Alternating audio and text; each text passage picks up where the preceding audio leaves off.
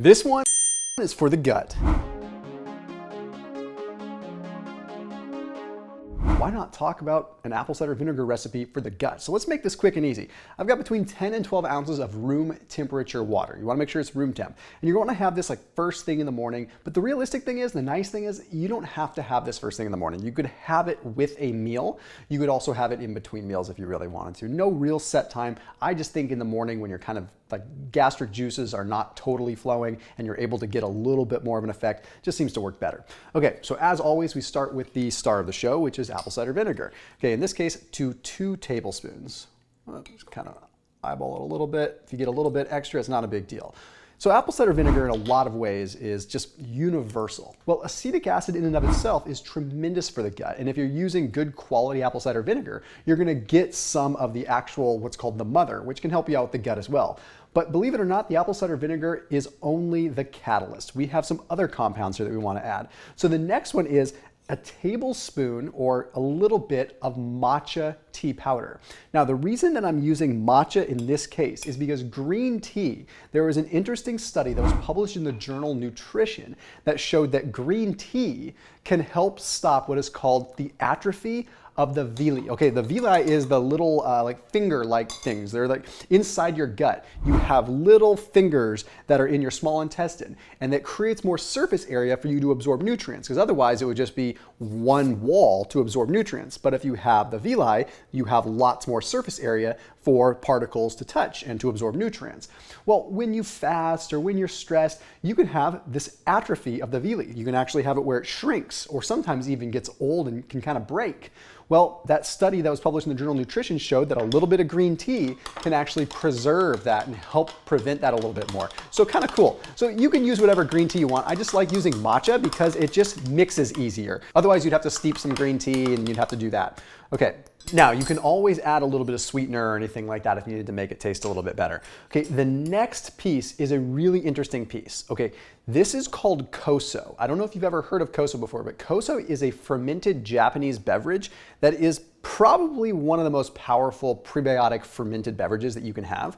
I will say this is a phenomenal product. So in this case, I'm going to use 1 shot of Koso. So it's a Japanese enzyme drink. And the reason that I want to add it in there is because it has over 100 different fermented compounds. So one of the things that I'm a big fan of is what are called beta-glucans. Okay, so mushrooms contain beta-glucans. All kinds of different seaweeds contain beta-glucans, and Koso has those in it. So you can look it up. Like Japanese Koso, it's been around for centuries, and it's really a it's kind of a delicacy in Japan. So what they do is they take 10 different yeasts and they let this stuff ferment for a year, okay? Now I went ahead and I put a link down below for this brand called Ars Koso. So if you use the code Thomas, you can save 10%, and that link is in the description. So it actually tastes pretty good. And the funny thing is, yes, it has carbs in it, but people are gonna ask, can you still have it on a low carb diet?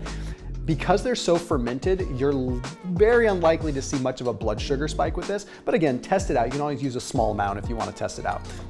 The cool thing is even all the way down to how they extract it after it's been fermented, they extract it with osmotic pressure. So there's no water added in. So it stays a very concentrated. So imagine taking 100 different fruits and vegetables and compounds and fermenting them for a year, and how much overall prebiotic and probiotic effect you're gonna get out of that.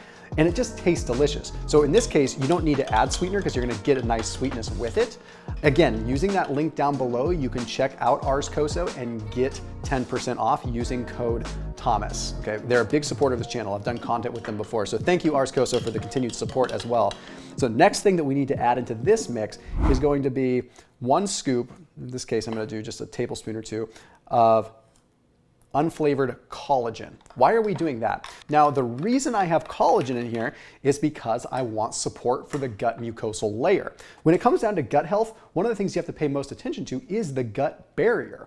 You can have all kinds of things going on in your gut, but you don't want it leaving that sealed environment and going into the bloodstream.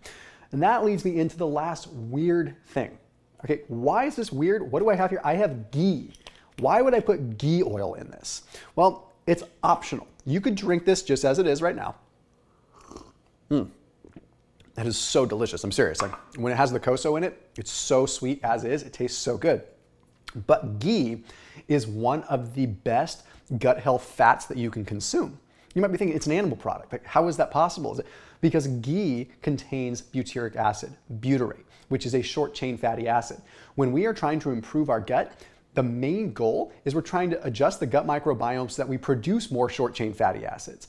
Okay, ghee contains short chain fatty acids as is. So one of the things you're thinking it's ghee, it's not gonna mix real well. And you're right, it is gonna kind of float to the top, but it's a little bit heavier. So believe it or not, it mixes a little bit better than it would with like a regular oil. And if you wanted to, you could also whip it. You could also put it in like a magic bullet kind of blender. But this is something you could have even in place of breakfast if you wanted to keep like a really light breakfast, you just wanted to do something for the gut. So see, it's kind of interesting. Normally, if you were to mix oil, it would end up getting like a lot of spots and it would end up separating, like olive oil would separate. But if you put a tablespoon of ghee in there, you're getting that butyric acid, that short chain fatty acid that you want, that's going to feed the epithelial cells within the gut. And you can't even tell it's in there. It doesn't taste oily, so you want to use like a ghee oil. So as always, keep it locked in here on my channel. Don't forget to like, share. Don't forget to get this out to your friends that are trying to get a little bit more gut restoration going. And a big thank you to you for watching and big thank you to Koso for making this video possible. See you tomorrow. That one is bomb.